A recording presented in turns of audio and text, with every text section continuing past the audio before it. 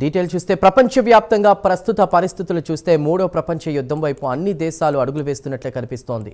ఇప్పటికే అప్రకటిత ప్రపంచ యుద్ధం నడుస్తోంది. ఒకవైపు ఇరాన్పై ఇజ్రాయెల్, అమెరికాలు విరుచుకుపడుతున్నాయి. మరోవైపు అగ్నికి ఆజ్యం పోసినట్లు ఫ్రాన్స్, జర్మనీలు అమెరికాకు మద్దతు ప్రకటించాయి. దాంతో యుద్ధం మరో స్థాయికి చేరే అవకాశం ఉంది. ఇక్కడి వరకు ప్రశాంతంగా ఉన్న చైనా కూడా తన మద్దతును ప్రకటించింది. ఇరాన్ సార్వభౌమాధికారాన్ని కాపాడుతామని తెలిపింది. అయితే ఆయుధాలు అందించనని, కేవలం నైతిక మద్దతు మాత్రమే ప్రకటిస్తున్నానని ప్రకటించింది.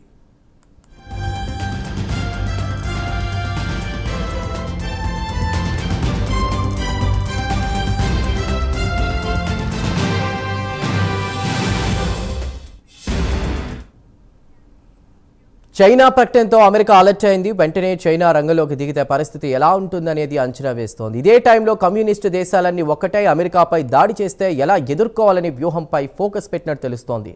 చైనాతో పాటు కమ్యూనిస్ట్ కంట్రీలైనటువంటి క్యూబా, రష్యా రంగంలోకి దిగితే ప్రత్యక్షంగానే మూడో ప్రపంచ యుద్ధం ప్రారంభమవుతుందని తెలుస్తోంది.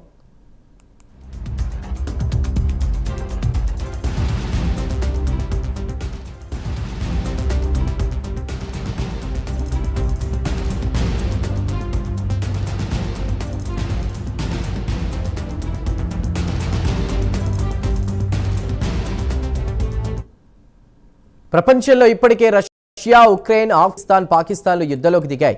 ఉక్రెయిన్పై 4 ఏళ్లుగా రష్యా దండయాత్ర చేస్తూనే ఉంది. అయితే నాటో బలంతో ఉక్రెయిన్ కాలాన్ని వెళ్లదీస్తోంది. రష్యా మాత్రం అస్సలు వెనక్కి తగ్గడం లేదు.